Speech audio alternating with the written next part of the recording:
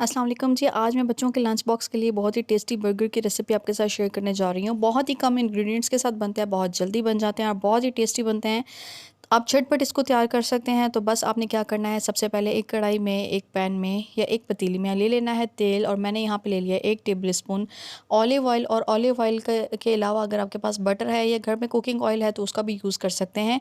1 teaspoon garlic को मैंने कर लिया है सौते, और साथ ही मैंने डाल दिया है इसके अंदर चिकन। और चिकन जो है वो मैंने ली है बॉयल। 1 कप क्वांटिटी है चिकन की। बॉयल चिकन मैंने श्रेड कर ली है यहाँ पे आपके सामने। और बहुत ही जो है वो बारीक श्रेड करना है आपने चिकन को। तो चिकन जो है वो हल्का सा सौते करने के बाद आपने इसके अंदर डाल देना है हॉट सॉस तकरीबन 2 टेबल स्पून, और 2 ही टेबल स्पून सोया सॉस के। 2 सॉसेस हमारी जो है वो इसके अंदर चलेंगे। साथ ही नमक मैं इसमें ऐड कर रही हूँ हाफ़ टी स्पून। और साथ ही मैं इसके अंदर ऐड करूँगी रेड चिली फ्लेक्स, और ये भी मैं डालूँगी तकरीबन हाफ़ टी स्पून।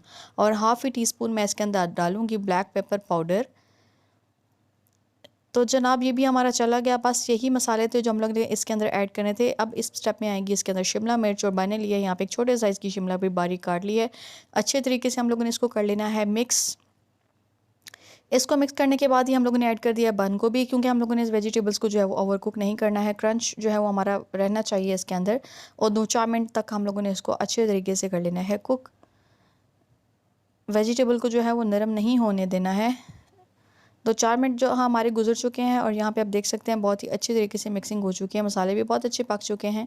तो ये जो है हमारा हो चुका है रेडी।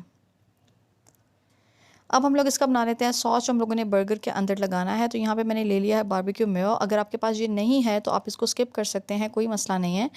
आप ले सकते हैं सिर्फ मायोनीज़। अच्छा, एक तो मैंने बारबेक्यू मेयो लिया, उसके बाद मैंने ले लिया यहाँ पे मायोनीज़। और मायोनीज़ भी मैंने लिया है तकरीबन 3 to 4 टेबल स्पून। और साथ ही मैं इसके अंदर ऐड करूँगी केचप के, tomato ketchup, chilli garlic sauce आपके पास जो भी है वो ऐड कर सकते हैं। तकरीबन 2 टेबल स्पून आपने इसके अंदर केचप डाल देना है। इसको हम लोगों ने कर लेना है बहुत ही अच्छी तरीके के साथ मिक्स। बहुत अच्छी तरह से मिक्स अब हम लोगों ने कर लिया। तो लीजिए जनाब, आपका ये सॉस भी जो हम लोगों ने इसके अंदर बर्गर के अंदर लगाना है वो हो चुका है रेडी। यहाँ पे मैंने ले लिया बर्गर बन, मिनी बन्स हैं ये। मैंने इसको जो है इसकी जगह पे आप बड़े बन्स भी यूज़ कर सकते हैं, लेकिन बच्चे जो हैं वो इतना खाते नहीं है चूँकि, तो इस वजह से मैंने जो है यहाँ पे छोटे बन्स जो हैं वो यूज़ किए हैं। आप चाहें तो बर्गर बन जो बड़े वाले होते हैं वो भी यूज़ कर सकते हैं।